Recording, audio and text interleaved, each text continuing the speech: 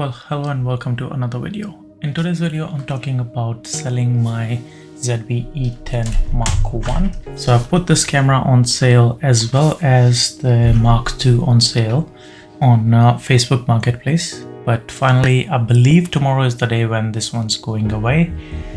And I've put them on sale a while back.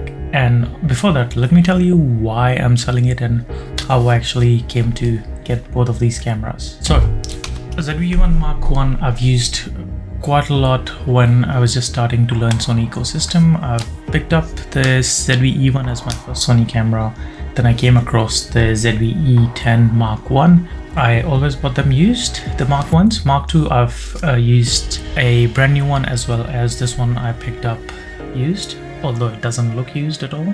But that's a story for another day. I've put them both on sale. And the reason I put them both on sale is because I was able to find a decent deal on a ZV-E1 Mark I.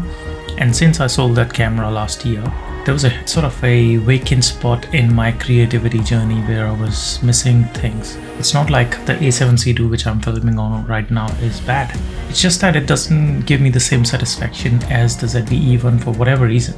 And right now it shouldn't do that because the new firmware update on the A7C II allows it to get the dynamic active zoom as well. So I'm not sure why, but it could be that it was my first Sony camera ever. And just like your first love, it's very hard to forget. I'm just kidding. But for whatever reason, I found myself going for a ZV-E1 again, and hence both of these are redundant now.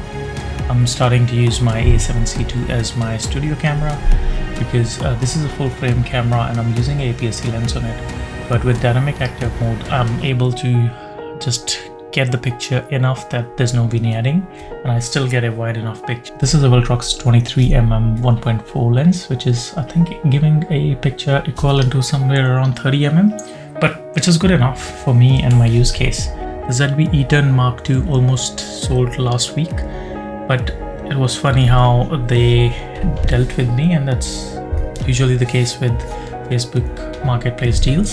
So let me tell you that story because that's way more interesting, right? So I put them both on sale.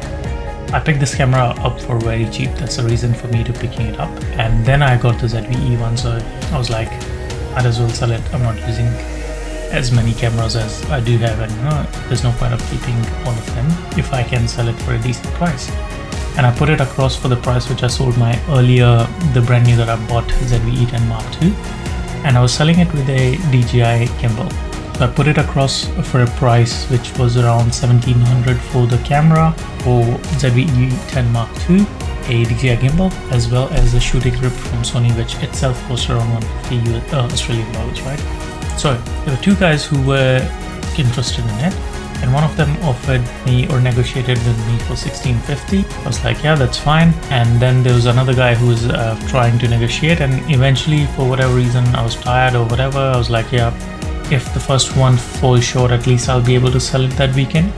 So I offered him $1,550 for camera as well as the lens, the new kit lens, as well as the gimbal, right? But it turns out they both were cousins. Like both the buyers who were negotiating with me were cousins. I asked them, like, ask one of them when you want to pick it up. He said, oh, my cousin will pick it up because I'm busy or too far or whatever, right? I was like, okay, then please ask him to bring cash. And the other guy messaged me, okay, so I'll be picking up tomorrow for the price that my cousin negotiated. So this guy was able to negotiate to $1,650, the other guy to $1,550. I was like, yeah, whatever, let's get along with it. Then he said, can you give me your phone number? I was like, no, I don't share my personal number on a Facebook Marketplace deal, and that's one of the rules which I learned dealing with a Facebook Marketplace. Unless I'm like 100 and whatever % sure, I don't share my personal details anymore.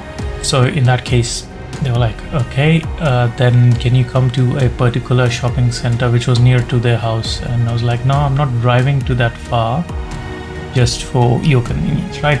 And then he's like, oh, I don't want to do this if it's a shady deal or things like in that dimension or direction. I was like, you don't ask for a phone number. yeah, before that, he said, what if the camera starts to give me errors after I buy it? I need your phone number. I was like, if you're buying it off Marketplace, you can test the camera whenever you there, right? Otherwise, you ask for a receipt and ask if it's in warranty. You don't ask for the person's phone number to, bug him. Because what if I buy a camera from marketplace, I tested everything's working, an hour later I drop it, and then I'm gonna call the guy that your camera isn't working? Like, that's not how it works, right? But obviously it was entirely different. He's like, oh, you acting shady, I don't want to do it if you act shady and this and that. I was like, you pay the asking price, I'll give you my phone number, and I'm more than happy to even drive to the shopping center you want. Because giving phone number nowadays doesn't really defines that you're gonna abide by the rules of selling.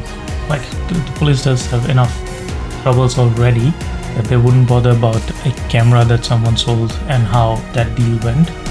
Because I was unfortunately on the losing end of things, where I was duped out of some money when I was trying to buy something off marketplace. It was a fraud, and unfortunately there was a learning experience from Facebook marketplace to me, and hence I don't share my personal details anymore.